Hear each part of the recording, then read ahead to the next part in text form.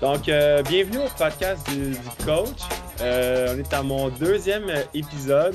J'étais avec Sam Côté, qui est directement de la France, qui vient de faire le Norseman, donc un des triathlons les plus extrêmes au monde. Fait qu'il va nous parler de cette expérience-là, mais de toute un peu sa carrière de triathlète professionnel, puis aussi qui spécialise justement dans les triathlons X-Tri. Donc, pour ceux qui connaissent, par exemple, le Canadaman, il a gagné le Canadaman, il a gagné le Swissman aussi, qui est comme un peu la version, mais en Suisse. Puis ensuite, il a fait récemment le Norseman, qui est en Norvège, qui est un peu comme considéré comme le championnat du monde des triathlons extrêmes. Donc, bienvenue, Sam, au podcast.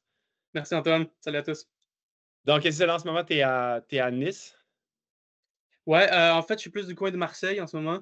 J'ai la chance d'avoir un peu, des grands-parents qui, vivent en Provence. Fait que j'ai comme fait une petite semaine, tranquille après le Norseman pour, décanter, relaxer, puis être proche d'un aéroport pour, repartir pour le Québec, là. Je reviens la semaine prochaine.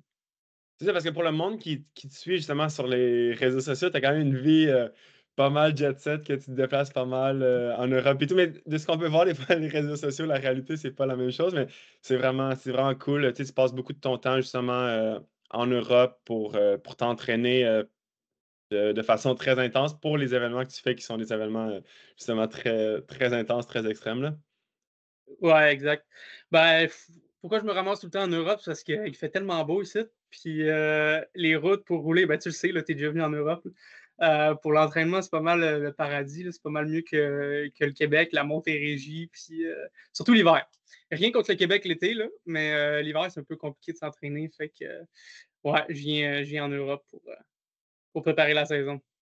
Puis aussi, je pense que, tu sais, sûrement le fait que tu fais des épreuves, tu sais, avec beaucoup de dénivelé, c'est quand même, ça aide vraiment beaucoup. Tu sais, bien qu'il y a des régions avec du dénivelé, tu sais, au Québec, mais c'est pas les mêmes côtes que tu peux avoir vraiment, tu sais, en Europe. C'est comme un gros plus de vraiment t'entraîner dans les côtes de l'Europe, dans Ben oui. l'école, plus que les côtes du Québec, mettons, là.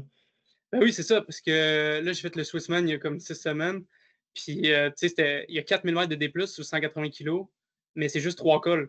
Genre, tu sais, c'est des cols de 1 heure, de 45 minutes, de 40 minutes. Fait que, tu sais, c'est pas au Québec que tu peux faire ça, là.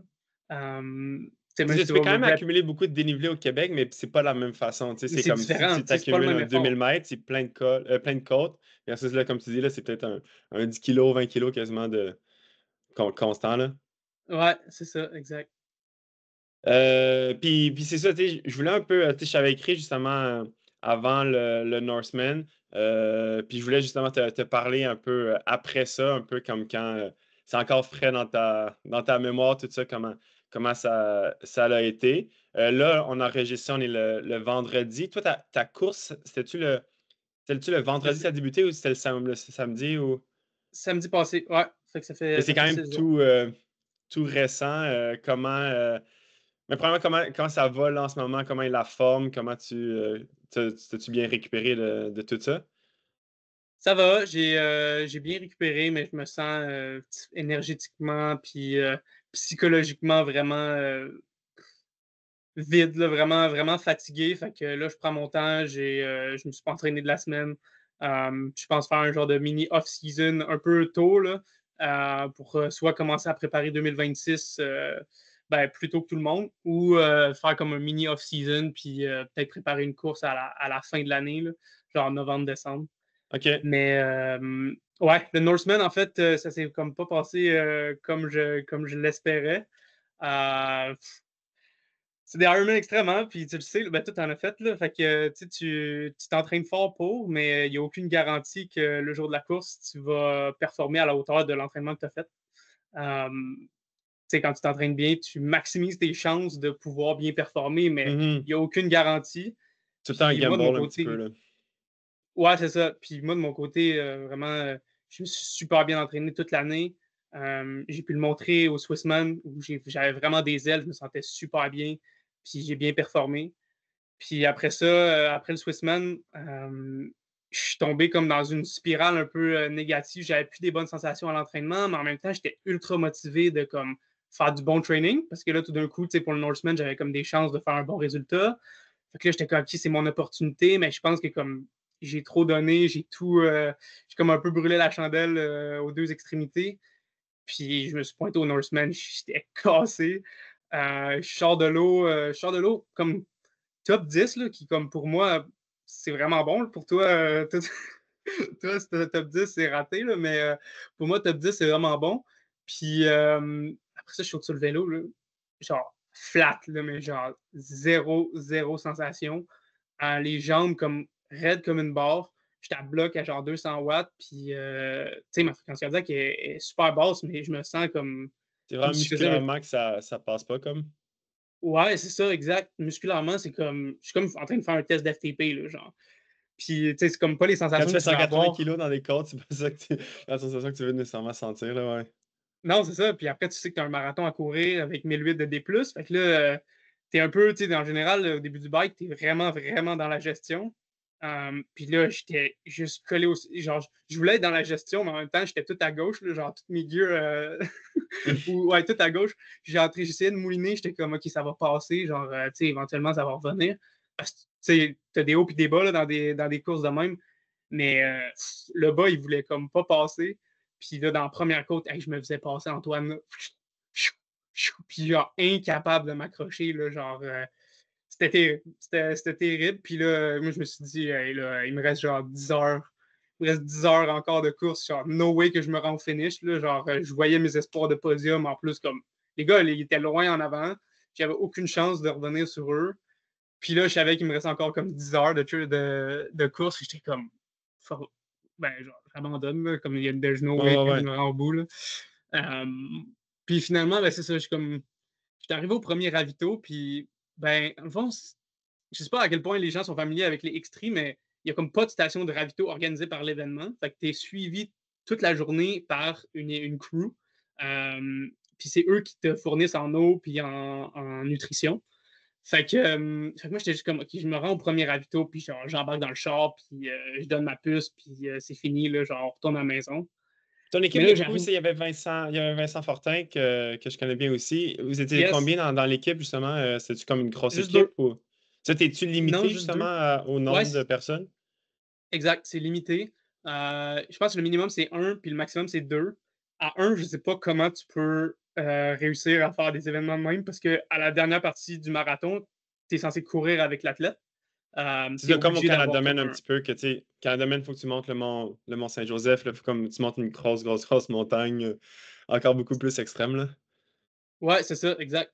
Puis tu sais, c'est obligatoire. Genre, tu peux pas dire, ah, moi, j'ai pas besoin de pacer. Genre, t'es obligé d'avoir quelqu'un. Tu sais, je pense que c'est pour une question de sécurité. De toute façon, ben, genre, moi, je suis bien content d'avoir quelqu'un à la fin, là, parce que je suis Ouais, ouais, comme ouais. semi-lucide. Puis c'est cool d'avoir quelqu'un qui s'assure que tu vas pas te perdre, quelqu'un qui va te rappeler de manger, de boire et compagnie.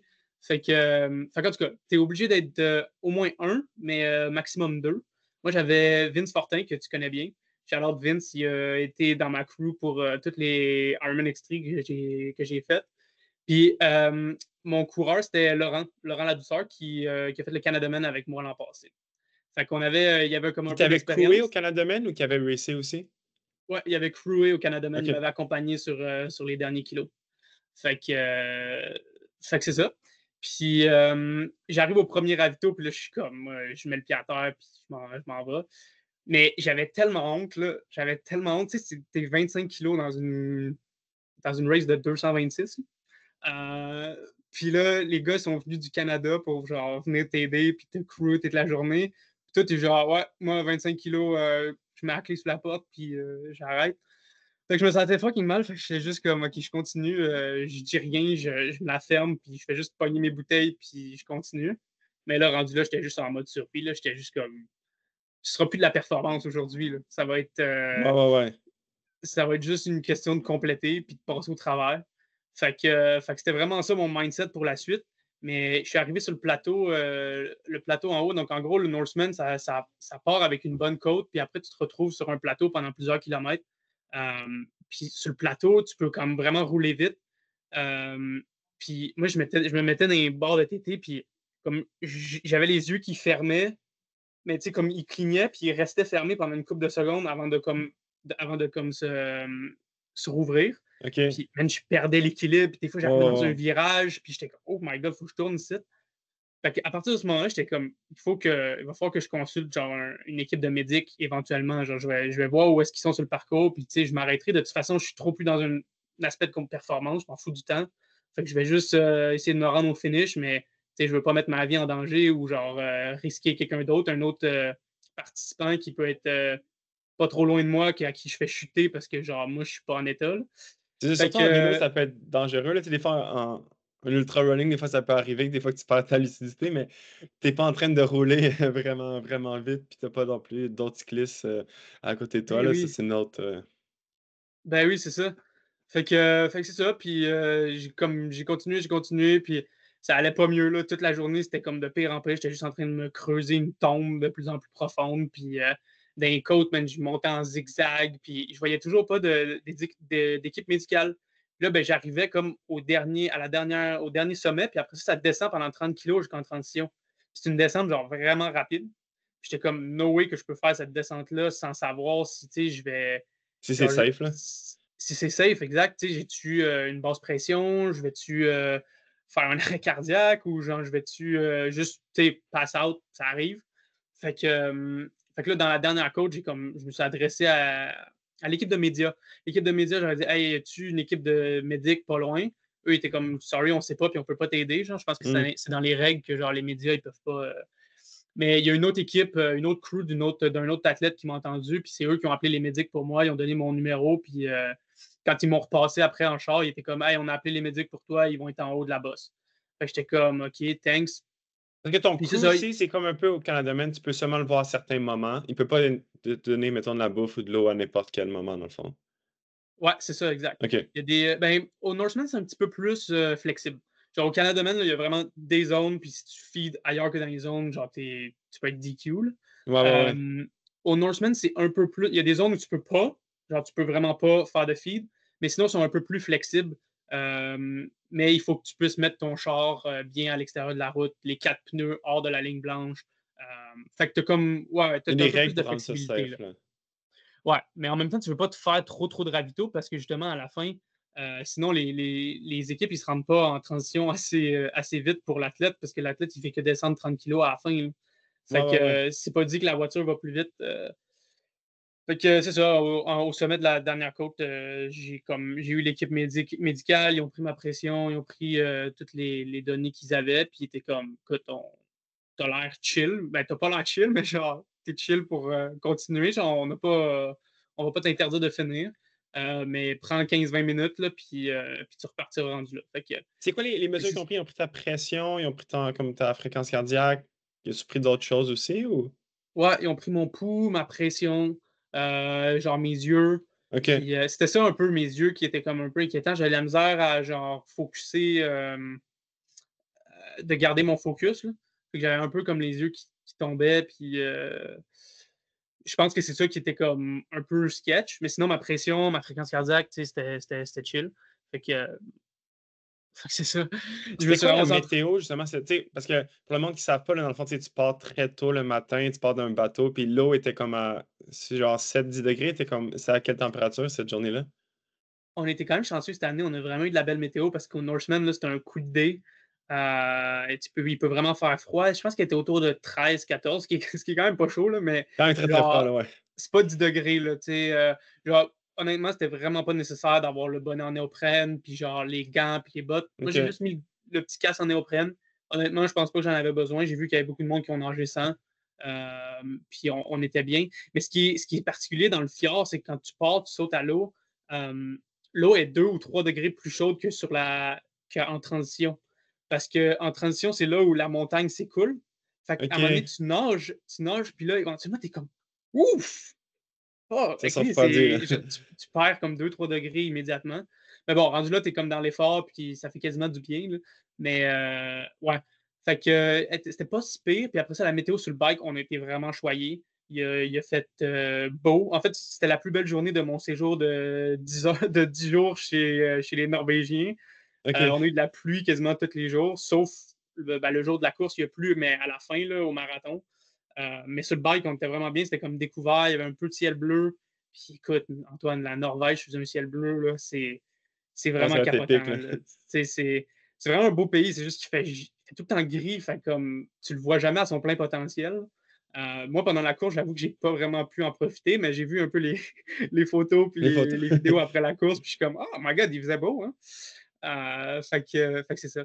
On a été chanceux pour la température, il y avait un peu de vent de face là, toute la journée, puis c'est une longue ligne droite pendant 180 kilos, là, fait que Hmm. quand tu l'as dans la face, tu l'as jamais de dos, là, mais c'était pas si pire. Il s'est mis à faire vraiment mauvais à la fin du marathon, là, quand j'ai monté la dernière montée, le Gostot Open, là, la fameuse montagne du Norseman.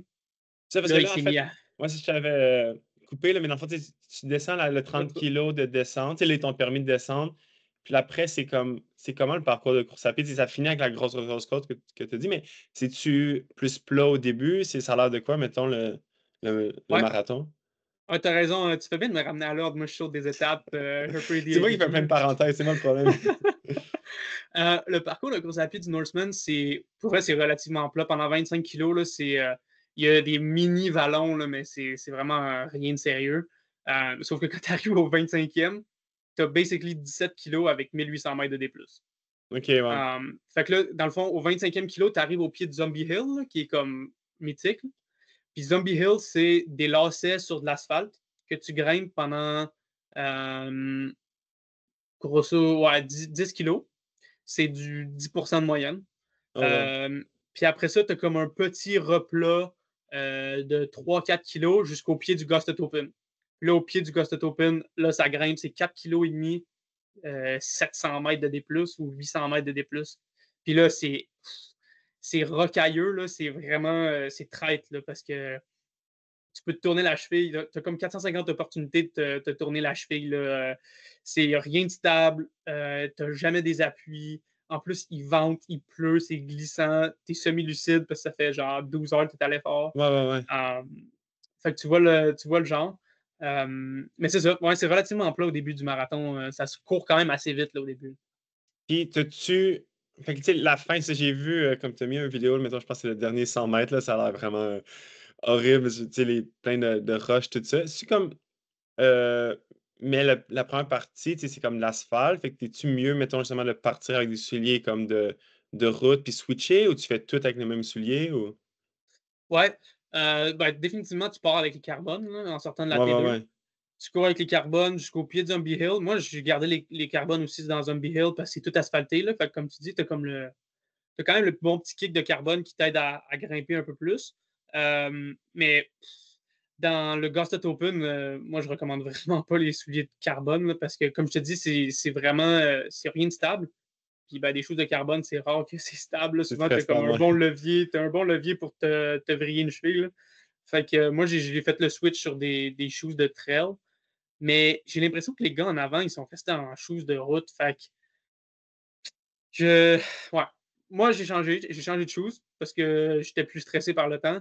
Mais je pense que les gars en avant, ils ont fait ça avec la même paire de shoes. Fait qu'au pire, ils partent peut-être avec OK. une shoes de. Peut-être qu'ils partent avec une paire de shoes de carbone, un peu route, minimaliste, là, Moi, c'est pas puis le ils plus courent gros avec ça tout le stack long. complet, là, ouais. Ouais. Je pense que c'est ça qu'ils font, là, parce que je pense pas qu'ils changent de shoes. Mais en fait, tu sais, c'est comme le Canada Man, il y a comme un endroit clair que tu sais, c'est comme ça vaut vraiment la peine. Mais je me souviens que l'année que je l'avais faite, le gars qui a fini comme deux ou trois, il avait tout fait genre avec des tu sais, les gros de Nike, là. Tu sais, le montée Ah ouais, les Saint-Joseph puis tout Vaporfly. ça. Ouais, ouais, ouais. C'était comme. Je sais pas Arc! comment il a fait là. Mais c'est ça, c'est beaucoup de questions là, beaucoup de logistique, un avec ton crew, mais j'ai l'impression tout avec l'équipement aussi, c'est comme tout un choix de comme choisir le bon équipement, tu sais, comme tu sais, ça fait longtemps que je suis le Norseman parce que c'est épique. Puis, tu sais, je sais comme il y a une année, le gars qui avait gagné, il y avait quand même une roue pleine. Tu sais, c'est comme parce que c'est un parcours que comme.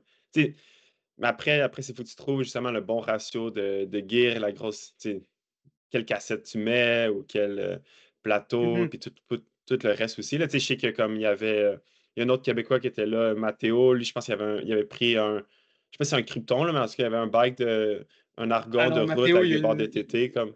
Mathéo, il a une histoire à te raconter. Là. Lui, là, il a fait face à tous les challenges de la vie. Lui, il est arrivé en Norvège, sa fourche, elle a fendu dans le transport. Lui, il roule Ah, un Sipo, je sais pas trop, un bike de TT, là, un super beau setup. Puis il est arrivé en Norvège fendu. Il a réussi à trouver il y a un gars qui a passé un vieux argon 2 jours, genre 2, 3 jours avant la course, là.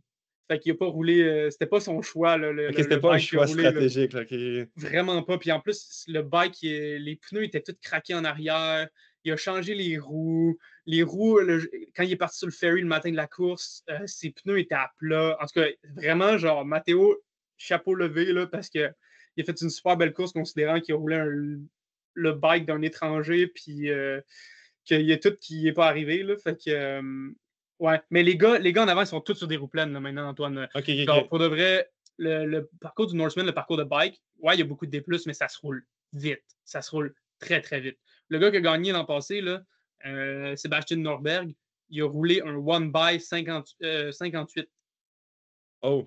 OK, Fait que OK. ça se roule très, très vite. Une fois que tu arrives sur le plateau en haut, ça fly. Surtout si tu n'as pas trop de vent de face, là, ça roule vraiment vite. Puis ben, j'imagine que l'avantage d'avoir un 58, c'est que dans la descente finale, là, le 30 kg que je te parlais, ça descend vraiment progressivement. Fait que tu peux pédaler tout le long, puis OK, vraiment, OK. vraiment aller vite parce que c'est presque une ligne droite, là. Il y a quelques virages un peu traites, mais comme ces gars-là, c'est tous des Scandinaves, là. Ils connaissent le parcours comme le fond de leur poche, là. Fait que ils savent où il faut breaker puis où est-ce qu'ils Ouais, peuvent ouais, ouais. envoyer, là. Mais tu sais, même comme le Canada Men, c'est que, évidemment, genre vraiment beaucoup de dénivelé, mais tu sais, je pense que c'est sûrement à refaire. Surtout maintenant, les roues pleines sont vraiment, tu sais, des très bonnes roues pleines, c'est très léger.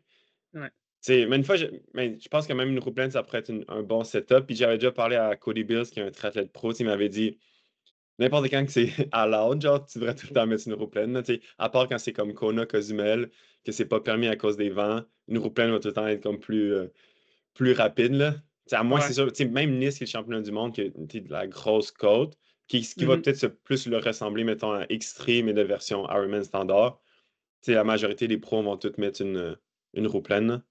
Ouais, effectivement. C'est parce qu'ils sont rendus tellement légers. Tu sais, avant, c'était un pensez-y bien parce que t'es comme, OK, je traîne un boulet dans la prochaine côte, là. Mais maintenant, tu sais, ils sont tellement légères, les roues pleines, que ouais, sur les courses, ils se posent plus la question, ils font juste la mettre, là. Puis, ouais, pendant qu'on est là, vu qu'on parle de ça, j'avais comme demandé à quelques questions, justement, des auditeurs, là. Puis, ben, il y avait une question, justement, en fait, ça, c'est de Frédéric Dumais. Il demande, justement, comme, tu sais, tu parlais que, comme, je sais pas après combien de temps, là, mais tu sais, comme il restait comme 10 heures de fort, puis ça allait pas du tout, puis tu savais pas comment, tu allais, survivre à ça, puis, tu pensais, arrêter quand même assez tôt. Tu sais, c'est quoi que tu te dis, justement, dans ta tête pour continuer? Tu sais, il y a une partie, justement, comme tu as dit un peu, là, vu que ton coup est là, on dirait que ça doit te motiver, mais après aussi, c'est quoi comment tu fais pour comme passer à travers ça? Parce que c'est pas la même chose quand ça devient très, très difficile, mais il te reste, mettons, 2, 3 heures, mais quand ça arrive tôt dans la course, c'est quand même assez difficile sur le mental, là. Mhm. Ouais, vraiment. Puis je pense que la raison pourquoi c'est difficile quand ça arrive tôt, c'est parce qu'il t'en reste tellement. Fait Ouais. que s'il y a bien un truc qu'il faut pas que tu fasses, c'est penser à qu'est-ce qui te reste. Moi, tu sais, dans ces moments-là, je compartimentalise la course, là. Fait que c'est comme, OK, je me rends au prochain ravito. OK, je me rends à la, à la prochaine base de la prochaine bosse. OK, je me rends au sommet de la bosse. OK, je fais la descente. OK, tu sais, je bois ma bouteille. Genre, c'est vraiment de rester dans le moment présent, de se concentrer sur qu'est-ce que tu peux contrôler en ce moment, puis de ne pas penser au fait qu'il te reste 10 heures d'effort, là. Moi, ce serait ça mon meilleur conseil. Pareil, tu sais, sur le vélo, genre, jamais je pensais que j'allais courir un marathon, là. Genre, je me laissais pas me dire que j'avais un marathon qui me restait à courir. J'avais juste comme, faut que je me rende en transition. Fait que tu te rends en transition, puis là, ben, rendu que tu sais, une fois que tu es en transition, ben là, tout d'un coup, tu as un peu l'effet aussi d'engouement, de comme je suis Ouais, dans ouais, un ouais. event, il y a du monde, il y a l'organisation, puis là, ben, tu es en transition, tu vas faire quoi? Tu vas aller rendre ta chip? Ben non, tu vas mettre une paire de choses, puis finalement, ben, tu te ramasses à courir là, avec ta montre, puis tu es rendu en train de courir, puis tu t'en es comme pas vraiment rendu compte. Fait que c'est un peu ça, là, le mindset, c'est de ne pas trop se projeter dans l'avenir, de rester dans le moment présent, puis de pas penser à quel point il t'en reste beaucoup, là. Puis aussi, j'ai l'impression, euh, en fait, ça serait peut-être ça mon mindset aussi, dans le sens que, tu sais, le Norseman, c'est tellement genre un once in a lifetime, là, tu sais, c'est pas comme, tu sais, c'est comme il faut que tu te qualifies pour ça, tu sais, c'est un gros investissement en temps, en argent, pour tout ton coût, fait que t'es comme, tu sais, rendu là, tu sais, as plus un incentive de le finir versus, mettons, peut-être un C'est vrai. autre Ironman, surtout quand tu es pro, tu peux facilement t'inscrire à un autre Ironman 2 semaines après. C'est arrivé, mettons, il y avait Francfort cette année, puis après. Non, en fait, il y avait Francfort, puis la semaine d'après, il y avait Challenge Rot. Il y en a beaucoup qui ont comme leur DNF à Francfort. La semaine d'après, ils pouvaient faire Challenge Rot. Puis, s'ils voient que, comme justement, ils font pas d'argent à Francfort, ils peuvent rapidement se reprendre à l'autre. Mais c'est un peu Mhm. c'est pas la même chose, justement, sûrement avec les X3, que, il y en a pas beaucoup. Puis, chaque X3, c'est un gros. C'est un big deal, là, tu fais pas. Ah ouais, c'est un énorme investissement, là. Ouais. Je peux te poser une question parce que ça fait 2 fois là, que ça me démange. Tu parles du Norseman comme quoi c'est mythique puis que genre tu le suis depuis plusieurs années. Je peux-tu te mettre en the spot puis genre dire pourquoi t'es pas allé? Parce que t'as gagné le Canada Man. T'as été invité, right? Ouais, en fait, c'était. Mais j'ai vraiment pensé, là, parce que c'est sûr que comme j'aurais vraiment aimé. C'était un peu comme une. Puis je pense que dans ma tête, je me suis dit. Mais j'étais encore pro, puis je me disais. Justement, c'est un gros investissement en argent. Puis que tu peux pas comme. C'est pas comme. C'est un investissement en argent, mais tu retournes pas ton argent versus, mettons, un Ironman, tu as peut-être la chance de te qualifier au championnat du monde ou de peut-être faire de l'argent, peu importe. Fait que je me suis dit, j'aimais mieux faire une autre course. Puis je pense que cette année-là, j'avais peut-être fait Maryland qui a mal été. Fait que c'était une mauvaise décision en tant que telle. Mais je pense que je me suis dit, je vais plus faire des courses de la série pro pour essayer de justement me qualifier pour Kona, qui a tout le temps Ouais, été ouais. comme le big objectif. Mais le côté, c'est sûr, financier, c'est une grosse part de ça. Puis je pense qu'après, j'aimerais ça justement qu'on en parle, toute cette réalité-là, euh, d'un athlète triathlète pro, mais c'est comme après, tu ajoutes une autre couche du X3 qui est comme une autre game encore plus. Mhm. Fait que le côté financier, c'est comme quand même une bonne partie de la raison, mais c'est sûr, c'est comme OK. une dream race. Puis, mais comme ça reste que comme peut-être que quand je vais avoir comme 40 ans, je vais dire, OK, je vais retourner, je vais l'essayer, mettons. Là. Fait que J'y c'est vais, pas là. genre, il y a plus de chances que justement que je fasse un Ironman extrême comme ça, que je fasse, mettons, un Ironman rapide sur le plat, genre. Right. OK. Fait que là, mettons, on a plus de chances de te voir au Norseman qu'à Kona. Mais là, Kona, Oh! c'est peut-être quelque chose, mais Ah! parce que Kona, c'est comme, en fait, dans comme mon triathlon, il y avait comme une couple d'objectifs que je voulais avoir. Un, c'était faire comme, c'était faire le championnat du monde, mais dans ma tête, le championnat du monde, j'ai tout le temps associé ça à Kona. Fait qu'il y a une année, je m'étais qualifié pour Nice, le championnat du monde, mais pour moi, c'était comme, j'ai aucun skills en descente. Fait que j'avais aucune chance comme de bien faire, puis comme ça me stressait quasiment trop, justement, les descentes. Fait que OK. l'objectif de faire Kona reste tout le temps là. Puis là, ça va sûrement être justement comme quand je vais être pas mal plus vieux, puis en groupe d'âge. Puis après, l'autre objectif aussi, c'était comme un jour d'essayer de faire un sub 8, qui est quand même Ouais. un big deal, mais j'ai jamais été bon dans les courses rapides. J'ai tout le temps été mieux comme des courses justement dures, comme un Canada Man Canada ou Man, Lac ouais. Placide ou même Tremblant qui est comme semi-dur. Là. Fait que, on dirait, mais de plus en plus, on dirait qu'il y a comme certains objectifs de Ironman qui me titillent un peu. Comme, ça me tente de retourner à ça. Parce que récemment, j'ai vu ma copine elle a fait Ironman Ottawa la semaine passée. Puis là, c'est comme de voir le monde racer, on dirait que ça donne le goût un peu de, de faire ça. La Mais pire. Ouais, aller spectating une course d'Ironman, c'est la pire drogue possible là, parce que genre t'es hook là, après, là, t'es juste comme faut que j'en fasse un. Là. ouais, ouais, ouais. Puis aussi, on dirait que c'est bizarre, mais comme là que j'ai fait comme quelques ultramarathons, puis les ultramarathons n'ont pas vraiment bien été, puis ça fait une couple de fois que genre, je suis soit borderline de faire de la rhabdo ou de faire ou genre, tu sais, finir à l'hôpital. Je suis comme, peut-être dans le fond, un Ironman, c'est un peu moins extrême que ça, ou peut-être c'est juste que j'ai pas encore dial in ma nutrition, mon hydratation. Fait peu importe, mais je crois que l'Ironman, on dirait que c'est quelque chose qui recommence à me tenter un petit peu plus. Quand j'ai arrêté, j'étais comme un genre de petit écœurantite un petit peu de ça, ou pas nécessairement ça. On dirait que j'ai comme arrêté au bon moment parce que j'aimais encore vraiment ça, le sport. Mais je pensais pas que de vouloir retourner en faire un autant rapidement que ça, mettons. OK. Genre, je commence à regarder des vélos sur le Marketplace, là. Ah ouais, ah ouais, OK. Fait qu'on sait jamais. Ah, c'est bon. Mais moi, je pense qu'avec ton petit passage dans le monde de la trail, petite pointe sur un X3, là, moi, je pense qu'un Norseman, pour de vrai, c'est un parcours tellement bon pour toi. Là. C'est pour ça que je te posais la question, parce que je te visualise quand même vraiment bien faire là, au Norseman, parce que c'est un parcours, oui, certes, avec beaucoup de dénivelé, mais t'es quand même un gars costaud, là. Genre, t'es capable d'appuyer sur les pédales sur du plat, là. Fait que, fait que si, dès que tu grimpes bien, mais que t'es un peu lourd, après ça, t'arrives sur le plat, tu peux vraiment enfoncer le clou. Puis Ça les pourrait être un descentes, si mix tu des dis que t'es deux un pas un petit bon peu, là. descendeur, les descentes sont pas techniques pantoute. Puis après ça, ben, tu te ramasses dans la trail à la fin, là, les 17 derniers kilos, là, tu peux vraiment faire des dommages. Ouais, tu me donnes le goût, là. En tout cas, Puis, pense-y. ouais, ouais, ouais.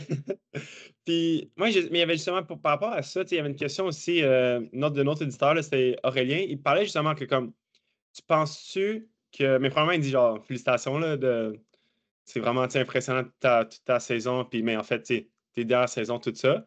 Est-ce que tu trouves que le gap à repenser, mettons, le gap entre Swissman et Norseman, c'est trop court ou possiblement, c'était peut-être pas le gap ou c'est peut-être le training entre les deux, mettons, qui a été peut-être trop intense ou.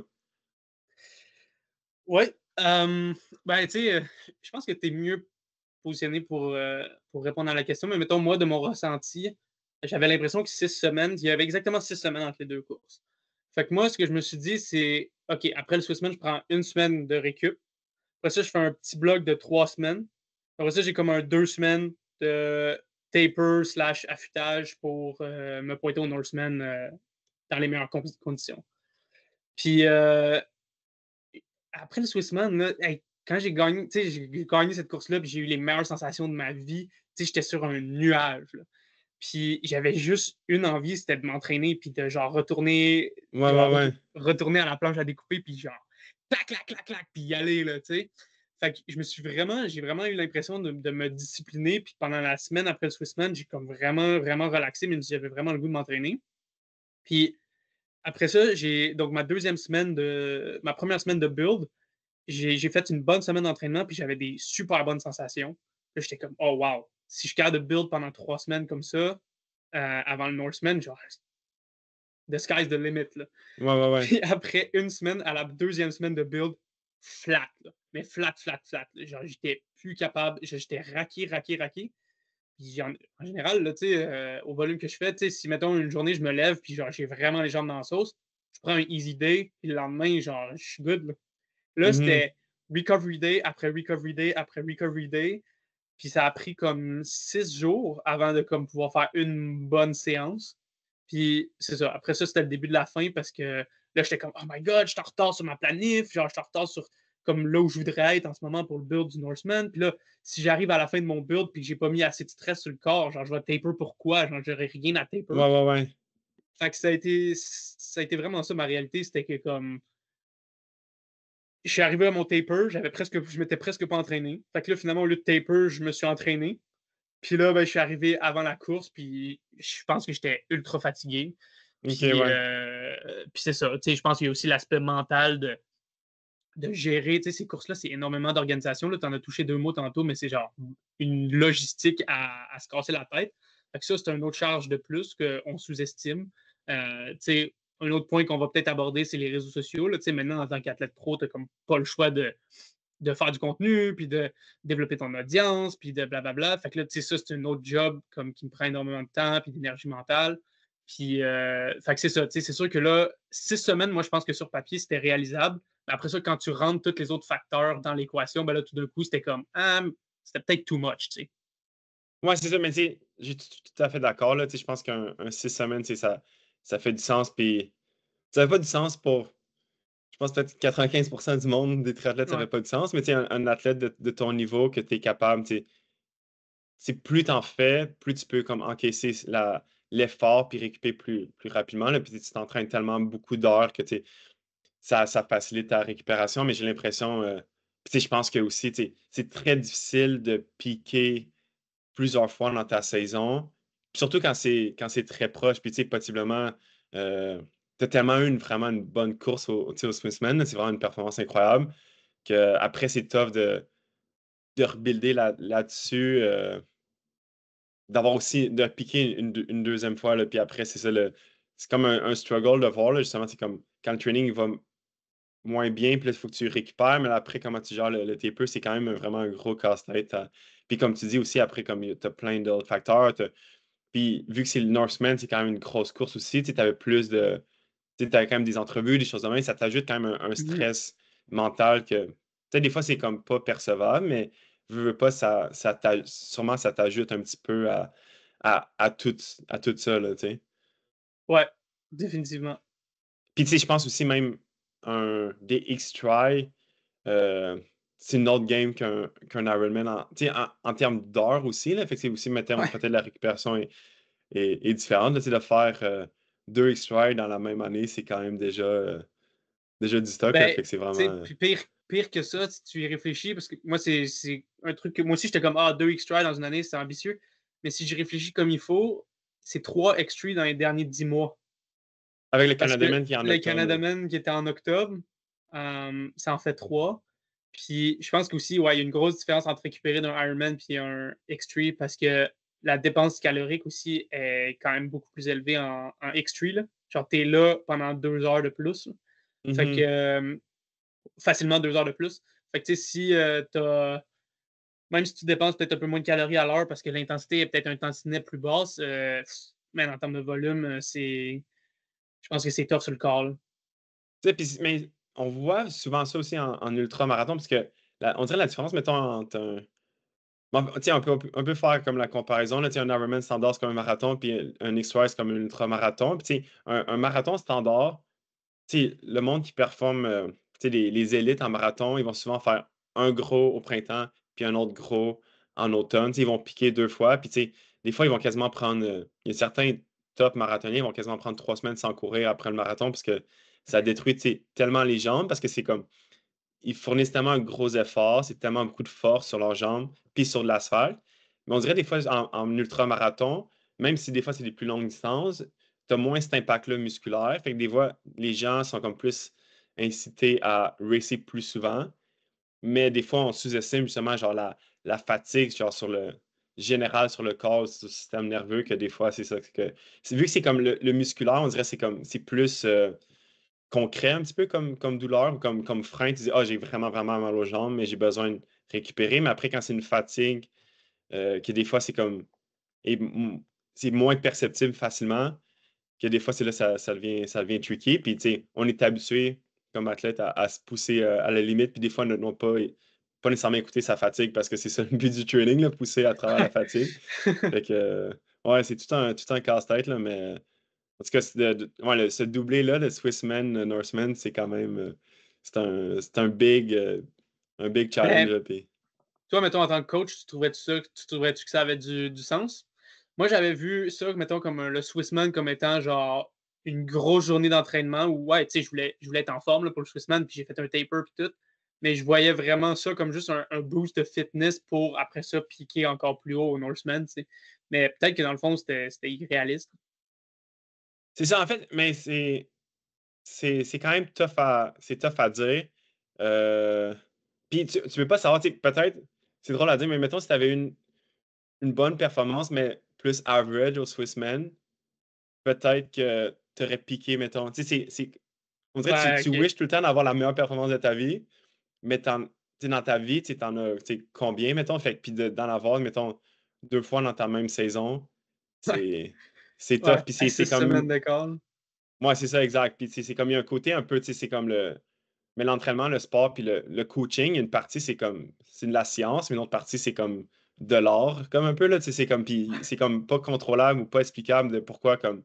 Des fois, tu peux avoir la meilleure race de ta vie, puis l'autre fois, non. Puis c'est tellement plein de facteurs, puis. Ouais, c'est ça qui est tough du sport, là, un peu. C'est comme ça, le côté beau et difficile du sport, que pourquoi, mettons. Tu sais, comme tu peux voir des fois au Tour de France, il y a quelqu'un qui va être maillot jaune, ça va vraiment bien aller, puis là, d'un jour, tu sais, le corps, il lâche. Là, des fois, c'est Boom. comme Ouais, pas compréhensible, là, mais. ouais. C'est ce qui rend Mais, c'est ce qui rend le sport quand même intéressant. Là, si c'était tout le temps, genre, si c'était vraiment programmable, ben, ce serait tout le temps les mêmes qui gagnent. Là, genre, exact, c'est ça. c'est intéressant de se dire, bah, regarde, tu te pointes sur une start line puis tout peut t'arriver parce que c'est ça, le gars, même si le gars qui est à côté de toi, il est sur papier plus fort que toi, ben, il peut être dans une mauvaise journée. Puis toi, tu peux être dans une journée genre sensationnelle puis tu voles. Fait que, c'est frustrant quand tu as le bout du bâton, là, quand tu te fais taper dessus puis que genre Ouais, ouais, ouais. ça se passe pas bien pour toi, mais au bout de la ligne, c'est la beauté du sport. Puis si tu décides d'en faire, ben il faut que tu sign up pour ça. Là. Puis après, c'est ça qui va te motiver après pour comme tourner, au travail puis de d'avoir la course que tu veux, là. Mais, moi, je voulais faire un peu un petit recap justement, tu sais, c'est comme, heu, on va pas retourner trop long là, parce que ça fait déjà quand même un petit bout qu'on se parle, mais justement, c'est comme le le triathlon, le triathlon Ironman, puis après le X-Tri. Pourquoi justement cette évolution-là jusqu'au X-Tri? C'est quoi un peu ton background sportif? Puis qu'est-ce qui t'a été attiré vraiment justement sur les distances vraiment plus longues? Plus longue, ouais. Euh, ben, dans le fond, moi, si on fait une histoire courte, à la base, je suis jamais censé faire du triathlon. Mes parents, ma famille, il n'y a personne qui est dans le sport d'endurance. Moi, je faisais du sport d'équipe, fait que je faisais du hockey, du soccer. J'ai fait du tennis, ce qui n'est pas un sport d'équipe, mais bref, j'étais comme dans les sports un peu plus mainstream.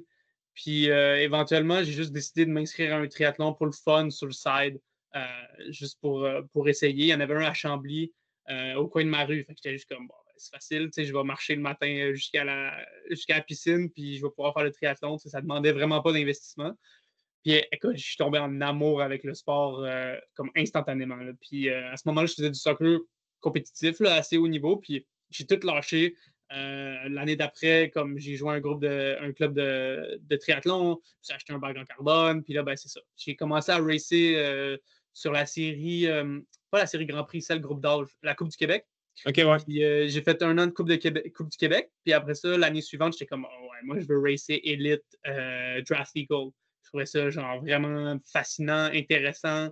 Je pensais que ça fitait bien avec ma personnalité puis genre mes forces. Et même, je me suis fait ramasser pendant genre 3-4 ans. Là, genre, en draft legal, j'étais vraiment incapable de me démarquer parce que genre, je nageais pas bien. Genre, j'étais trop loin à la sortie de la natation. J'étais comme 2, 3e pack.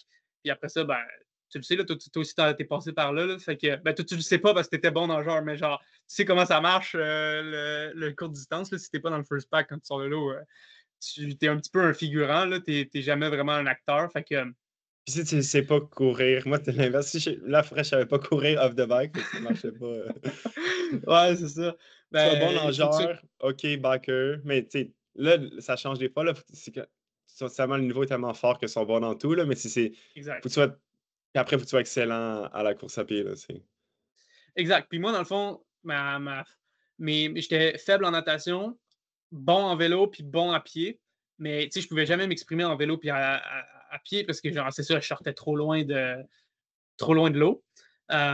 Puis le, j'ai comme eu je travaillais au Sportium à l'époque. Ah, ben, toi, tu étais sur l'équipe Sportium, right? ouais, ouais, Bon. ouais. Puis je travaillais au Sportium, puis j'avais eu l'opportunité en tant qu'employé de genre faire le 70.3 à Tremblant. Parce qu'on était sponsor de l'event, puis ils avaient des dossards gratuits, fait qu'ils m'avaient proposé de le faire. Ça, Puis c'est dans j'avais quelle fait année environ? 2019. OK. Quand même 2019, récent, là, c'est fou, là. Ouais, ben j'ai l'impression, moi, ça fait une éternité, mais c'est vrai que, tu sais, si on calcule les années, il n'y a pas si longtemps que ça. Mais bref, moi, j'étais encore en train de m'entraîner sur du short distance stuff, là, tu sais. Puis je vais faire un 70.3 sur le side pour le fun. Puis j'ai tellement trippé, là, tu sais, c'est tellement un effort différent. Du short course, des sprints, ça dure 1 heure, tu as le couteau à la gorge pendant 1 heure, tu es à bloc. Là, tout d'un coup, 70.3, j'étais comme, waouh, je peux profiter de la course, genre, je peux Mmh. sourire à mes parents qui sont sur le bord qui sont sur le bord du chemin, genre, qui m'encouragent. Je suis plus dans ma zone. Puis, ben, moi, aimant le vélo, je pouvais aussi m'exprimer un peu plus sur le vélo. Fait que j'étais comme, OK, si je sors un peu en arrière de la natte, je peux quand même être acteur. Fait que ça m'attirait beaucoup. Bref, j'ai eu une super belle expérience, puis j'ai vraiment aimé ça. Fait que j'étais comme, tu sais quoi, je vais faire du longue distance. Ça va me permettre aussi de nager moins. Parce qu'à ce moment-là, tu sais, comme j'étais un mauvais nageur, il fallait que je nage genre 5-6 fois semaine. Ouais, Puis, ouais, ouais. tu sais, c'était pas ce que j'aimais faire. J'ai appris à aimer la natation, puis j'aime ça nager, mais tu sais, 5-6 fois semaine, c'était comme beaucoup trop pour moi. Fait que ça m'a comme permis de mettre la natation un peu sur le back burner, puis de faire bien du vélo, puis bien de la course à pied, qui étaient les deux sports que j'aimais. C'est ça, ben, le 70.3, tu évolues quand même rapidement au full Ironman, là, juste parce que c'est mythique, puis c'est intéressant, puis c'est le fun. Puis Le X3, c'est arrivé juste parce que j'ai réalisé que moi, j'étais un bon grimpeur. Puis c'est là que je peux me démarquer. Quand les parcours sont extrêmement durs. Mais tu avais fait euh, Lanzarote, qui est un parcours. C'est comme, tu sais, ouais, mettons, dans les exact. catégories Ironman standard, ça s'approche beaucoup du X3, là, en tant que tel, là, avec le vent, le Ouais, dénivelé, la chaleur, c'est comme. exact. Ils disent que c'est le parcours le plus dur sur le circuit Ironman. Fait que, tu sais, il y a comme 2005 ou 3000 de D+, là, sur le bike. Puis, comme tu dis, il y a du vent là, à écorner les bœufs. Là, Mhm. c'est fou. Là. Euh, Fait que ça, je l'avais fait, puis tu sais, j'avais bien performé, j'avais gagné mon groupe d'âge. À ce moment-là, je raçais encore amateur. Puis c'est là que ça m'a qualifié pour Nice. Puis là, ben, Nice, c'était la première année des championnats du monde à Nice. Puis j'étais comme, wow.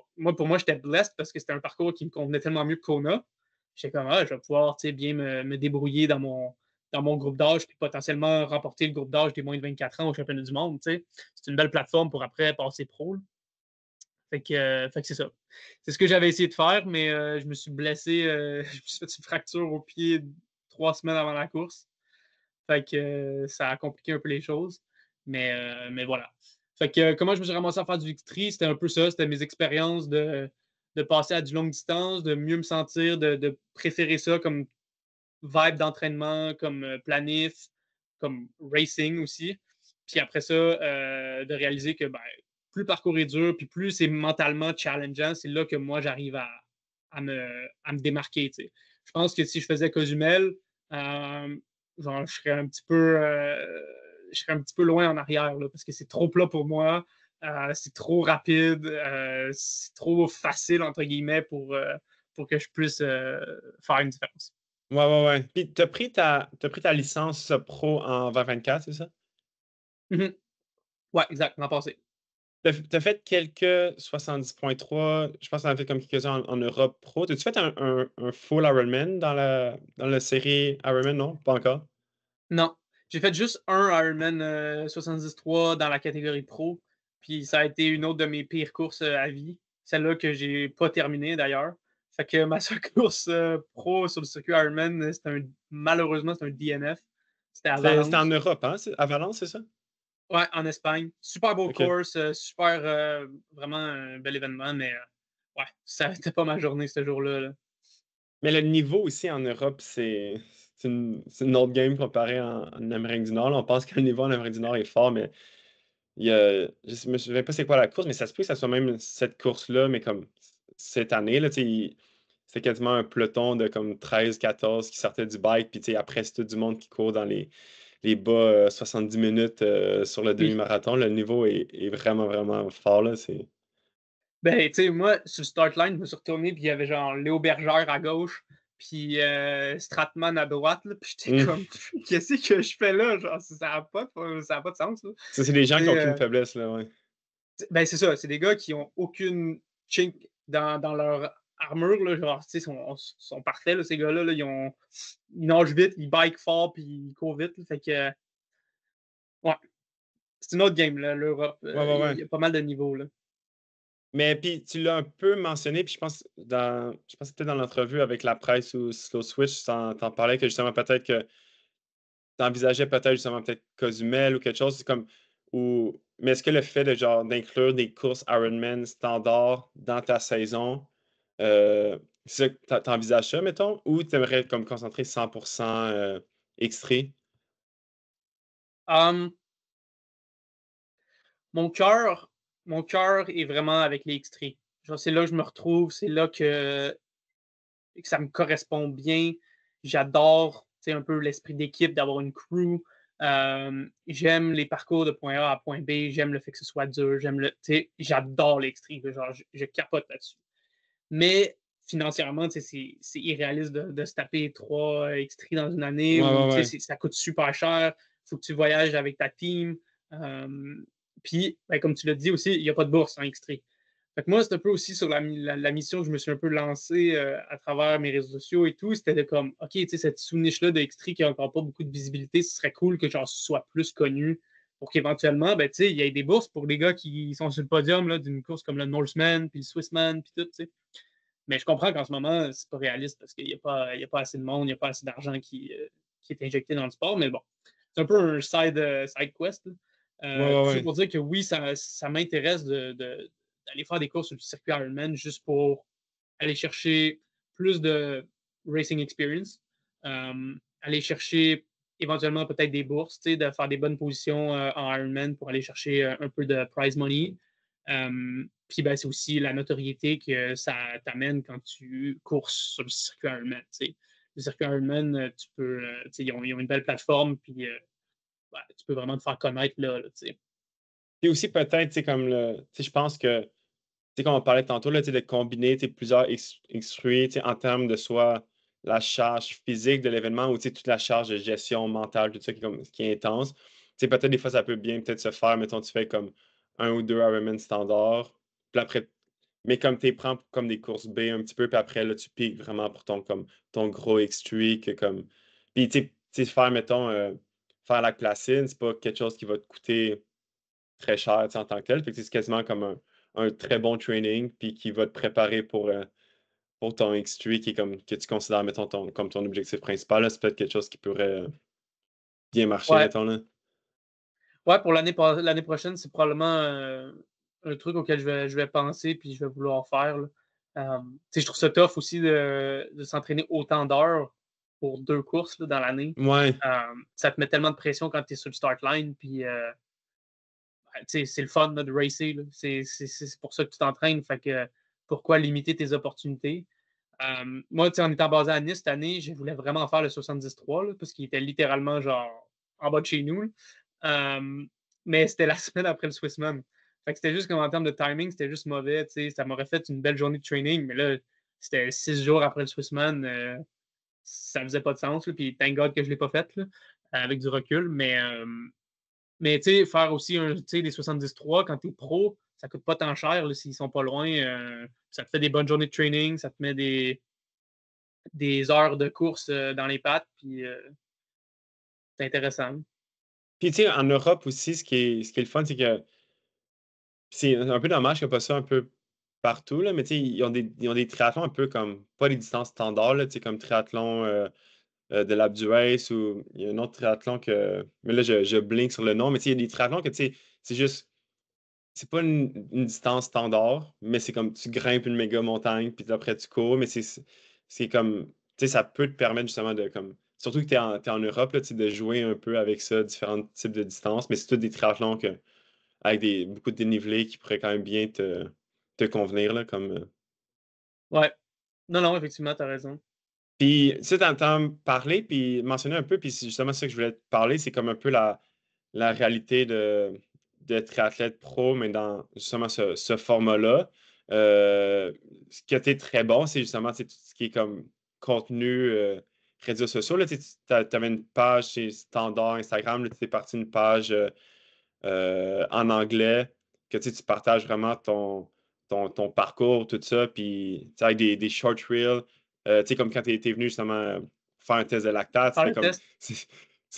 le vidéo comme, parce qu'on l'a co-share sur ma page aussi, j'ai le vidéo que Ouais. j'ai le plus de commentaires ou de vues, c'est vraiment, tu as ce habilité-là justement à faire du contenu qui va être comme intéressant, puis que les gens ils vont vouloir comme suivre ton journey, tu sais, comme.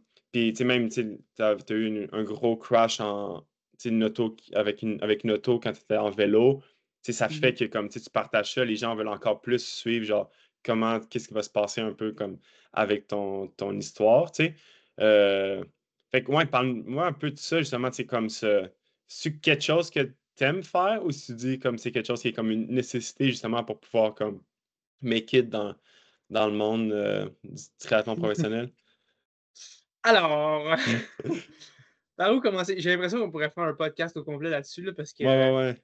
c'est tellement vaste, puis il y a tellement de sujets à aborder.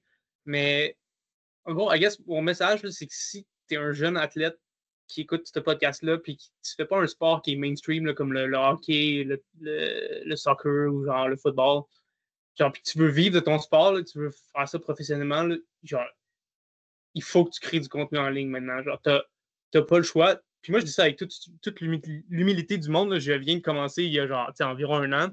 Puis j'apprécie tous tes commentaires positifs. Puis tu dis que je suis bon, mais genre, réalistiquement, genre, mes 50 premières vidéos étaient nulles à chier. D'ailleurs, je les ai enlevés de ma page parce que genre j'ai honte.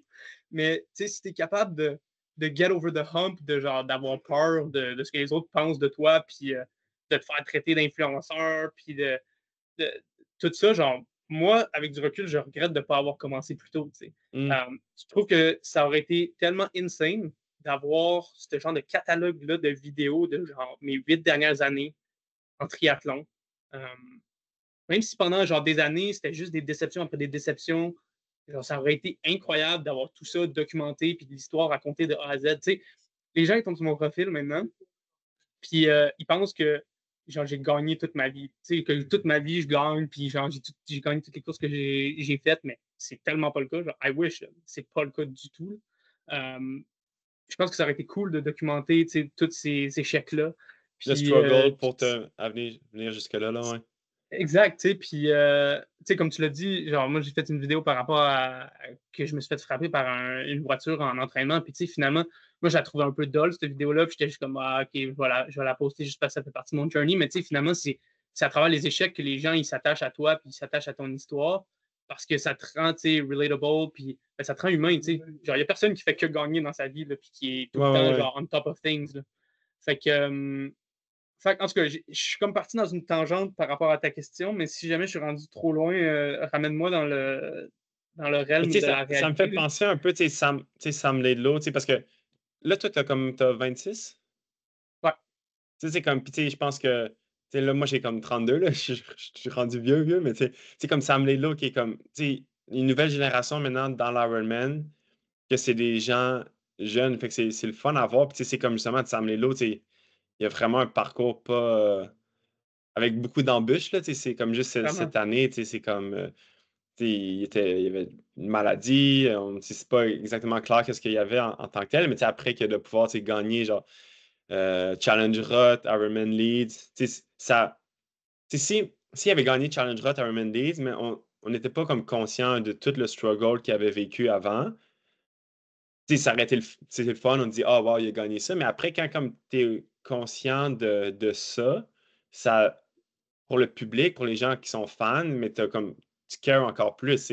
La même chose Euh, avec toi, tu es comme, mettons, quand j'ai vu le vidéo que comme t'as crashé ton bike, je suis comme shit, faut que ça me prend un vélo, genre j'espère qu'il est correct, j'espère, tu sais comment, tu sais, fait que c'est comme, tu sais, ouais, de le voir que comme quand ça va moins bien, mais c'est comme, puis des fois, c'est les moments que tu veux pas nécessairement montrer c'est en ça, exact. vidéo, mais c'est comme les moments qui vaut le plus la. Tu sais, c'est sûr que comme mettons, tu sais, tu fais une course que. Mettons, je fais une course, ça va pas bien, tu veux rien mettre sur les réseaux sociaux, mais tu sais, c'est important de partager ça, parce que si tu montres juste quand tout va bien, mais les gens vont faire comme OK, mais tout va bien, tu sais, il n'y a rien comme nécessairement d'intéressant à voir. Tu sais, les gens, ils veulent. Ils s'intéressent pas à la performance nécessairement. Tu sais, c'est comme à l'humain derrière ça, là, j'ai l'impression. Là, puis comme tu dis, là, tu sais, pour une compagnie, euh, tu sais, de commenter quelqu'un qui va faire des X-Try, que, en ce moment, il n'y a pas de price money, mais que tu peux faire beaucoup de contenu, versus peut-être quelqu'un qui va être comme quand même bien finir dans Ironman Pro, mais qui apporte pas d'un point de vue d'histoire sur sa personne. Euh, des fois, c'est beaucoup plus avantageux d'avoir cette visibilité-là. Puis si je pense à the end of the day, c'est un mix des deux qu'il faut chercher, là, comme un peu la performance, mais aussi le contenu. Mais je pense que c'est comme la période de temps que comme un athlète pouvait juste avoir des performances, puis avoir des gros commanditaires en fonction de ça. Ça, c'est résolu, là. Tu peux C'est pas révolu, vraiment, là. là. Oh, oh, ouais, non, cette époque est révolue complètement, là. Tu sais, Tu sais, moi, il y je me en a suis qui venu le à. font faire comme, tu sais, dans ton cas, c'est comme, c'est toi qui vas faire les vidéos. Il y en a qui sont moins bons là-dedans, puis c'est comme leur équipe, mettons, c'est Specialized qui vont filmer pour eux, mais peu importe, il faut qu'il y ait du contenu qui soit Ben créé, oui, là. puis si tu as les moyens d'avoir Specialized, une grosse compagnie qui finance genre la production de contenu, genre by all means, là, do it, parce que genre, je vais être le premier à le dire, ça te prend tellement de temps, puis ça prend tellement Mhm. d'énergie. Puis moi, au début, j'aimais pas ça, tu sais, c'était juste comme une tâche puis une corvée. Maintenant, genre, je prends plaisir, puis ben, depuis que je prends plaisir, mon contenu est meilleur aussi. Euh, mais, tu sais, je comprends, là, c'est vraiment pas naturel au début, puis c'est une tâche, puis c'est aussi, tu viens de dire, tu sais, c'est pas le fun de partager quand ça se passe pas bien. Mais ce qui est encore pire, c'est se foutre une caméra d'en face quand genre tu te sens pas bien, tu sais. Ça, Ouais, ouais, ouais. c'est comme encore pire, puis t'es comme. OK, mais il faut que je le fasse parce que ça fait partie de mon histoire, puis c'est ça que ben, c'est ça la réalité, tu sais. Aujourd'hui, ça va pas bien, puis genre, la dernière affaire que j'ai le goût de faire, c'est de parler à ma caméra, mais tu sais, si tu le fais quand ça va bien, ben, il faut que tu le fasses quand ça va pas bien, tu sais. Puis c'est un peu le commitment que moi, je me suis fait. Tu sais, je me suis dit: «OK, si je passe cette page-là, puis je commence à faire du contenu, genre, Noé que je vais faire partie de tout ce monde-là qui font juste montrer le positif, puis qui ont l'air d'avoir une vie fantastique, puis parfaite». Moi, c'est pas ça que je veux montrer, tu sais. Je veux montrer les hauts et les bas, puis c'est ça, tu sais, j'ai l'impression de l'avoir fait au meilleur de mes capacités. Je pense qu'il y a encore place à amélioration définitivement, mais heu, mais c'est ça, tu sais, Et les gens aiment la transparence, là. Je me souviens que comme quand je débutais, tu sais, j'ai comme débuté dans le triathlon pro en même temps justement que Cody Bills, puis tu sais, lui, il a tout le temps partagé ses lui, il était très fort sur les blogs, là. Je pense que c'est son format, tu sais, de médias qui le convenait le mieux. Puis, tu sais, je pense que chacun, il faut qu'on trouve un peu son format, là, que ce soit, tu sais, Instagram, YouTube, podcast ou blog, tu sais. Puis, mmh lui, il a tout le temps partagé, mettons, son financial statement de comme, comment il a fait de l'argent ou pas, tu sais, à la fin de son année. Puis, c'est le fun de voir, tu sais, comme quand il débutait, mais tu sais, c'est comme, c'était quoi toutes ses dépenses, s'il a fait un peu d'argent ou pas, ça venait de quoi, mettons, ça venait-tu des price money, puis tout.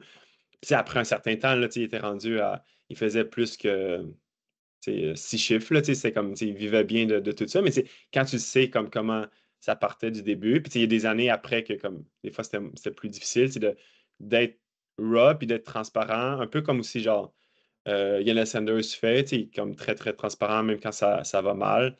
C'est ça un peu des fois la clé pour comme. Pas qu'il y a une clé à ça, mais tu sais, je pense que ouais, c'est pour que les gens aiment ça puis que ça. Montrer ta vraie personne, j'ai l'impression, là. ouais, exact. Puis tu sais, dans le fond aussi, je pense que si on revient au sujet de comme pourquoi faire ça, tu sais, c'est que dans n'importe quel job que tu vas avoir dans ta vie, il y a des trucs que tu adores, puis il y a des trucs que tu aimes pas, tu sais. Puis si tu veux être un athlète professionnel, ben probablement que, mettons un triathlète professionnel, ben probablement que tu adores t'entraîner, tu aimes ça nager, tu aimes ça Mmh. biker, tu aimes ça rouler. Certes, c'est cool.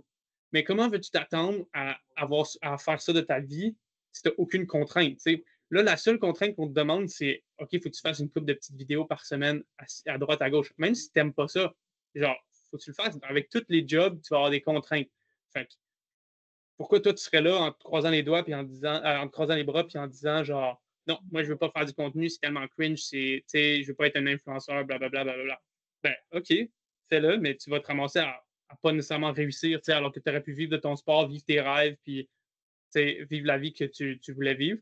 Ben, finalement, c'est quelqu'un d'autre qui va la vivre pour toi. Tu sais, moi, j'en suis venu à créer du contenu parce que j'étais pissed off, là. Genre, j'étais fâché parce que j'ouvrais mon Instagram, puis tout ce que je voyais, c'était des dudes random qui avaient fait genre un ou deux triathlons dans leur vie.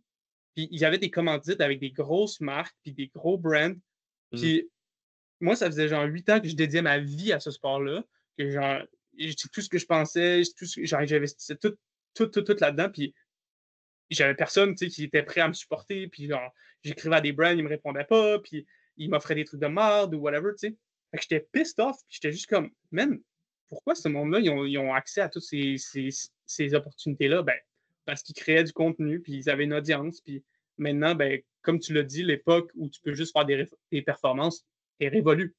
Maintenant, il faut que tu sais, as presque plus de valeur aux yeux des brands. Les brands, ils s'en foutent, en fait, des résultats que tu fais. Oui, c'est intéressant si tu gagnes des courses, mais genre, au bout de la ligne, ils veulent voir est-ce que tu as du reach sur les réseaux sociaux, puis est-ce qu'il y a du monde qui care about your journey, tu sais, genre, est-ce qu'il y a du monde qui te suit dans ton histoire d'athlète, puis qui veulent te voir réussir. Puis je C'est ça, puis je comprends, tu pense sais, qu'on peut tout le temps.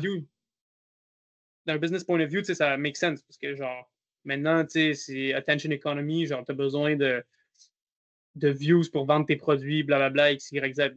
Moi, étant genre, je veux juste faire du sport, genre, obviously que je m'en fous là, des views, mais genre, si c'est ça qui va me permettre de vivre de mon sport puis de réaliser mes rêves, ben, genre, je, faut que je fasse cet effort-là pour le faire. Puis moi, ben, ça tombe que maintenant, j'en prends plaisir, fait que comme j'ai trouvé une deuxième passion.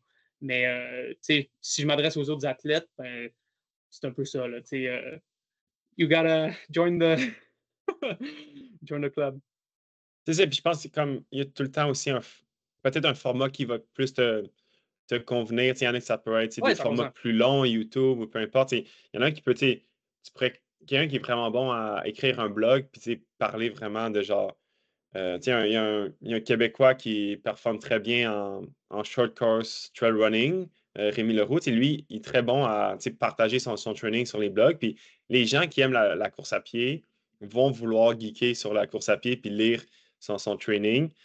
Fait que chaque personne a sa façon qui le convient mieux. Puis des fois, c'est de trouver ce qui te convient mieux pour pas justement te dénaturer toi. Puis trouver justement comme qu'est-ce qui te rend différent peut-être à quelqu'un d'autre. Puis c'est les compagnies, c'est une business en tant que telle, là, puis je pense que ça m'a pris un peu du temps à comprendre que genre. Puis après de voir un peu l'autre côté, parce que je travaille un peu pour une compagnie aussi, c'est comme il faut que ça. Il y ait un redevable en tant que tel. Là, c'est pas juste pas parce que tu fais bien à une course que nécessairement tu déserves quelque chose. Il faut que comme ça soit rentable aussi pour la compagnie parce qu'eux aussi, ils prennent un risque en donnant soit de Ben oui, l'argent ou des 100%. produits ou peu importe. Là. Mhm. Euh, puis ce que moi, j'avais aimé aussi de ton un segment dans ton entrevue avec la presse, c'est que tu voyais ça un peu comme un genre ta carrière, un peu comme si c'était une startup, comme si c'était un entrepreneur, comme si c'était une compagnie que genre qui te permettait justement d'investir beaucoup d'argent. Puis c'est comme quand tu startes une compagnie, mais c'est normal que tu sois comme un peu en dette, tu sais, comme tu investis beaucoup, puis tu mets beaucoup de travail là-dessus, puis tu espères avoir un certain retour, mettons, sur ton investissement là- là-dedans, là. Ouais, exact. Moi, je pense que c'est la bonne façon de voir les choses, là, parce que sinon, c'est vraiment stressant là, d'investir autant d'argent. Tu sais, moi, ma saison, là, cette année, elle coûte une fortune. Là. Fait que, tu sais, c'est sûr qu'il y en a beaucoup qui est épongé par sponsors puis supports divers, mais il y en a aussi une grosse partie qui sort de mes poches. Puis, tu sais, mon plus gros sponsor, c'est Sam Côté de 12 ans, puis de 14 ans, puis de 15 ans qui, au lieu de genre s'acheter du beau linge puis des jeux de Xbox, j'ai investi mon argent puis genre en ayant le feeling qu'éventuellement j'en allais en avoir besoin. T'sais. Fait que c'est ça qui me permet à 26 ans de pouvoir prendre ce genre de risque-là puis de pouvoir me lancer all-in dans mon rêve puis de me donner les meilleures chances de réussir. T'sais. Ouais, ouais, ouais. Puis là, le temps, il file, là, c'est fou. J'avais juste quelques petites questions justement des auditeurs que je voulais mentionner. Puis il y en a une que j'aime vraiment beaucoup, là, c'est de Antoine Dupuis. Il dit que si tu pouvais créer l'Ironman parfait, plus de style X3, en combinant des sections de préférées de certains comme, mettons, la natation du Swissman, le vélo du Norseman, la course du Canadaman, comment tu créerais ton Ironman Ouh, parfait ou pas parfait, mais en fait, ce Antoine, que tu aimerais le ok, plus racer, là. ok. Wow, très bonne question. Je pense que je prendrais la natte du Norseman parce que, premièrement, c'est Ouf. iconique. Tu sautes d'un bateau dans un fjord norvégien, il fait noir, l'eau est froide. Après ça, ben, tu nages en ligne droite pendant 3,8 kilos. Puis la nage du Norseman. Euh, Après ça, définitivement, le bike du Swissman. Genre, le bike du Swissman, c'est la ride de bike la plus belle que j'ai faite de ma vie. Là. Genre, Mm. t'es à travers les Alpes suisses, ça grimpe, c'est des longs cols exactement comme je les aime. Euh, les Suisses, ils savent comment construire des routes. Là. C'est des billards, genre, c'est tout glisse, c'est large. T'as pas de virage genre un peu sketch où tu vois pas où tu t'en vas. Genre, c'est des grosses épingles. Tu sais comment, genre, tu sais que tu peux le lean, tu sais que tu peux, genre, vraiment, parcours de bike du Swissman. Puis la course du Canada Man. La course du Canada Man est juste magnifique, surtout maintenant qu'ils l'ont changé en octobre, avec les couleurs et tout. En plus, c'est une course qui se compartimentalise bien parce Mhm. que tu as plein de petites sections. Fait que mentalement, oui, tu cours un marathon, mais genre, tu n'as pas vraiment l'impression de faire ça. Tu pars de la transition, tu as comme un petit 4 kilos de trail. Après ça, tu as genre 12-13 kilos sur de la route. Après ça, tu as genre 5-6 kilos dans un champ de patates. Puis après ça, tu changes pour tes shoes de trail. Puis genre, tu cours 3-4 kilos sur de l'asphalte. Puis après ça, Canada sauvage. Canada sauvage pendant 3-4 kilos. Puis après ça, l'ascension finale. Même tu as deux ascensions. Fait que tu redescends un peu entre les deux. Genre, c'est divertissant, Ouais, c'est ouais, ouais. fun. Puis le Euh, finish avec l'observatoire, c'est quand même épique, là. puis, exact. Le finish est juste sensationnel.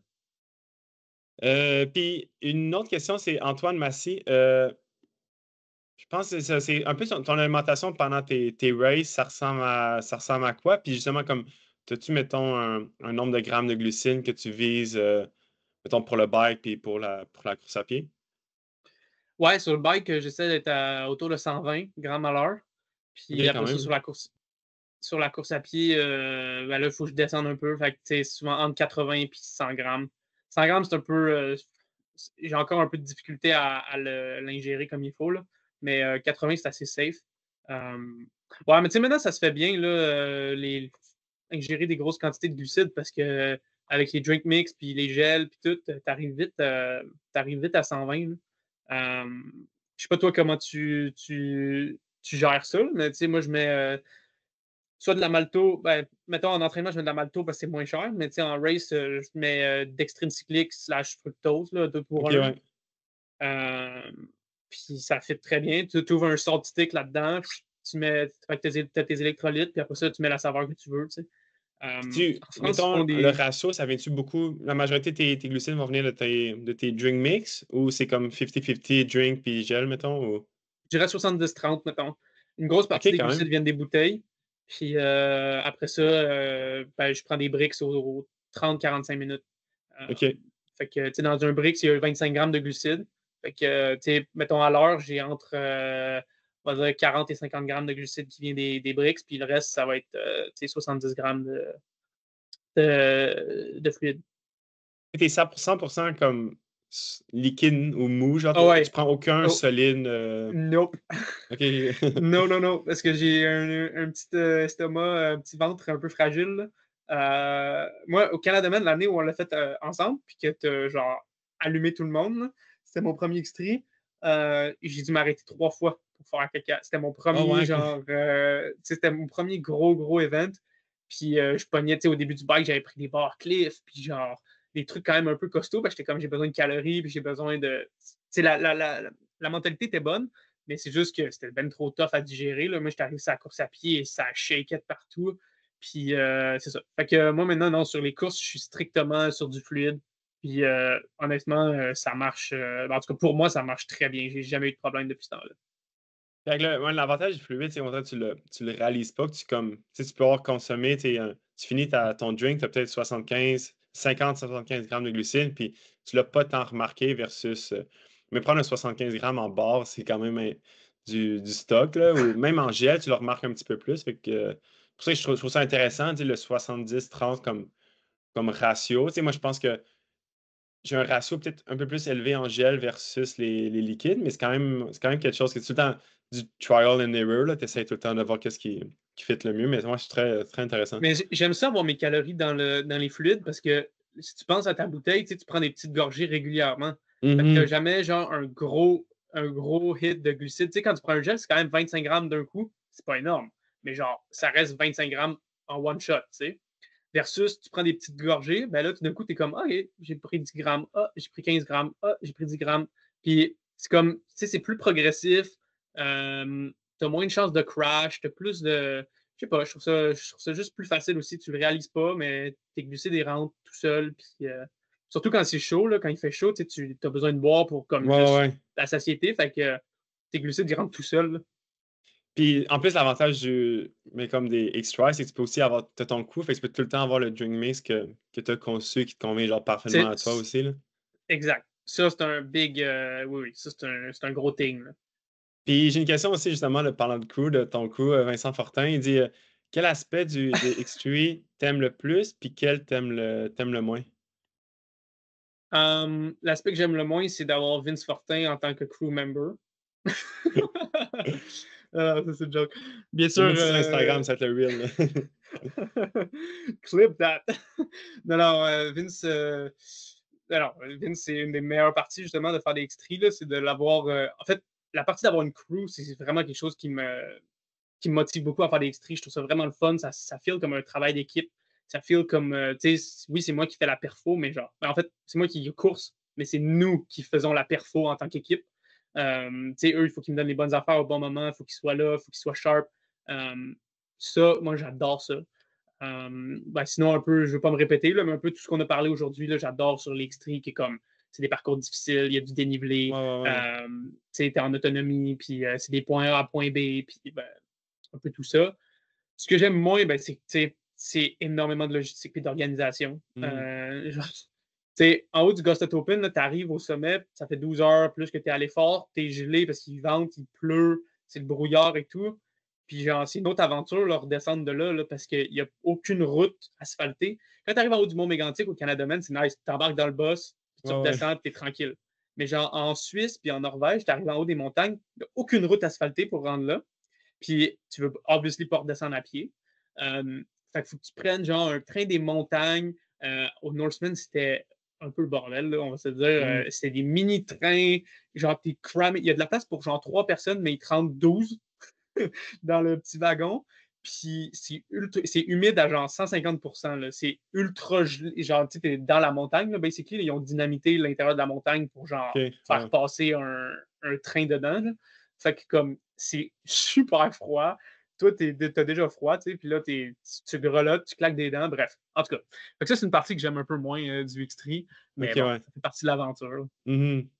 Puis, dernière question, les auditeurs, c'est de Anthony Dumais. Il y a comme, c'est un two-part, là, mais comme tes objectifs plus pour 2026, puis après, mettons, tes objectifs long terme, puis autant, mettons, sportifs que personnels. Wow. J'avoue que je ne suis pas encore rendu à 2026 parce que là, j'essaie juste de comme, assimiler ce qui vient Ouais, de se ouais, ouais. passer, puis ma saison actuelle. Puis j'ai aussi toujours un peu peur de comme, lancer des affaires en l'air parce que j'ai l'impression qu'après, je suis comme menotté. Là. Mais je pense que l'histoire du Norseman n'est pas terminée. Je ne veux pas dire que je vais y retourner l'an prochain absolument parce que ça va dépendre de plein de facteurs. Puis comme tu l'as dit, c'est un gros investissement aller là. Fait que c'est ça, il faut voir si tout concorde. Mais en regardant les performances de cette année, je pense que le podium, pour moi, était réalisable. Il fallait que je sois dans une vraiment, vraiment bonne journée. Mais à voir comment. La première place était pas atteignable. Christian Gould, le gars qui a gagné, là, vraiment performance sensationnelle. Genre, je pense que même dans une vraiment journée parfaite, ça aurait été très dur pour moi de faire ça. Mais le podium était vraiment accessible. Fait que c'est sûr que je pense que j'aimerais ça comme me donner une deuxième opportunité de Ouais, ouais, bounce ouais. back puis de bien performer là-bas. Surtout que je pense que je suis encore convaincu que c'est un parcours qui est bien pour moi. Là, maintenant, j'ai fait la meilleure reconnaissance du parcours du monde parce que ben, je l'ai fait. Ouais, ouais. Fait que maintenant, je connais le course. Fait que je pourrais me préparer vraiment millimétriquement pour maximiser mes chances. Donc, potentiellement ça en 2026. Potentiellement retourner sur le circuit Ironman Pro. Euh, Peut-être Lanzarote. J'aimerais ça. Je trouve qu'il est bien placé dans l'année. Il est en mai. C'est un course qui me convient, qui est sur le circuit Ironman, mais qui me convient bien, que je connais également. Fait que ça m'intéresse. Euh, Sinon, ben, c'est ça. En interview avec Slow Twitch, j'avais parlé de Cozumel. Euh, Juste parce que j'aimerais ça aller faire genre un temps de référence comme vite, là, Mhm. juste pour le fun, là, puis juste parce qu'aussi je trouve ça drôle parce que c'est le contraire absolu de tout ce que j'ai fait de l'année. J'ai fait les courses les plus lents au monde là, de Ironman, puis là, ben, j'irai dans le course le plus rapide parce que genre, Cozumel, c'est là où les records tombent. Là. Fait que, euh, Fait que c'est ça. 2026, encore rien coulé dans le béton, mais plein de beaux petits projets potentiels. Puis, ouais, pour terminer, j'ai comme trois petites questions rapides. Euh, Cool. c'est qui ton athlète qui t'inspire le plus, mettons, ton idole du moment, mettons? Um, je sais pas, je dirais Kobe Bryant. Il est plus parmi nous, mais je trouve juste que c'est un athlète qui a laissé une marque, pas juste sur le basket, mais sur genre le monde sportif en entier. Puis, tu sais, après sa carrière, il s'est lancé dans une autre verticale complètement différente, puis il a atteint les sommets dans ces différents domaines-là. Moi, je sais que je ne vais pas faire du triathlon toute ma vie. Puis éventuellement, je vais vouloir pivoter sur quelque chose d'autre. Je ne sais pas encore c'est quoi, mais quand je vais le faire, je sais que je vais vouloir être le meilleur dans ce nouveau domaine-là Ouais, dans ouais, lequel ouais. je me lance. Fait que je trouve ça inspirant de voir que les qualités que tu développes en tant qu'athlète se transmettent bien après dans le restant, dans d'autres sphères de la vie. Tu vois? Fait que Kobe Bryant, c'est ma réponse. Ah, nice. Puis ta chanson du moment que t'écoutes, genre à répétition, ça peut être genre, mettons, en training ou genre surtout avant tes races, mettons, ou... Oh, yo, yo, yo, yo, tu m'en demandes une bonne. Avant, là, quand j'étais kid, je connaissais toutes les musiques par cœur, tous les artistes. Genre, j'aimais ça faire des quiz puis tout. Puis là, maintenant, genre, je suis trop plus au courant. Je fais juste mettre des playlists genre Ok, ouais, ouais. en, en, en aléatoire. mais ma tune du moment, Falling Down, de Lil Peep, XXX Temptation. C'est vraiment pas des artistes que j'adore, mais cette tune-là, je l'adore. OK, nice. Puis la dernière, c'est quoi comme ta plus grosse séance? Soit ta plus grosse séance de training ou ta plus grosse journée d'entraînement à vie? Hum, je dirais que ma plus grosse séance d'entraînement, en fait, ce serait mon Hell Weekend que j'ai fait avant le Swissman. J'ai fait un week-end choc, là, comme vous appelez dans le monde de la Ouais, ouais, trail. ouais. C'était 2 bricks. C'était une brick de 7 heures le samedi, puis une brick de 8 heures le dimanche. C'était vraiment violent. Fait que le samedi, c'était 5 heures de bike, puis 2 heures à pied. Tout ça dans le dénivelé à Nice. Là, je ne sais plus combien de mètres de D+, j'ai fait dans le week-end, mais c'était genre abominable. Puis après ça, le lendemain, j'étais déjà pas mal cassé de mon 7 heures, puis là, je partais pour 8 heures. 6 heures de bike, 2 heures à pied, puis avec comme une ascension de 10 kilos straight là, à pied pour me rendre au sommet. Fait que ça, je dirais que c'était pas mal mon plus gros week-end puis mes plus grosses séances. Ouais, c'est pas mal costaud, là. C'est un peu dur à Euh, battre. mais merci beaucoup pour ton temps, là. C'était vraiment, vraiment intéressant, là. Tu sais, on aurait pu parler genre vraiment plus longtemps ou parler de plein d'autres sujets encore plus deep. T'as-tu des choses que tu veux plugger? C'est quoi ton Instagram? Sam Côté, ben, le handle, c'est samxtree, sam.xtree. Écoute, j'ai rien à. Si vous voulez aller voir documentaire, l'année passée, pendant le Canada Men, quand j'ai gagné, j'ai été suivi par une super crew. On m'a suivi toute la journée. On a fait un documentaire avec ça. Si vous voulez aller le voir, il est disponible gratuitement sur YouTube. Mais C'est voilà. quoi le nom déjà du documentaire? Ça s'appelle L'Ascension du Canada Man. Ok, nice. Puis c'est vraiment un beau projet. On a mis tellement d'efforts puis tellement de temps. Puis on a vraiment maximisé un petit potentiel parce qu'on avait zéro budget pour ça. On a presque dépensé presque zéro. Puis on s'en sort quand même avec un super beau résultat. Il est passé à RDS. On était approché par RDS pour le faire diffuser en avril. Ouais, en avril dernier. Fait que c'était comme une belle reconnaissance, puis c'était une belle visibilité pour nous. Puis après ça, ben, on l'a mis en ligne. Fait que maintenant, il est disponible pour tout le monde à tout moment. Ouais, très nice, le monde. Allez regarder ça, là. Puis allez le suivre sur Instagram, là, si vous allez être motivé à vous entraîner, là, c'est clair. Mais Ben, good, merci merci Antoine en tout cas beaucoup de pour m'avoir ton temps, reçu, là, ouais. puis on s'en reparle bientôt. Good.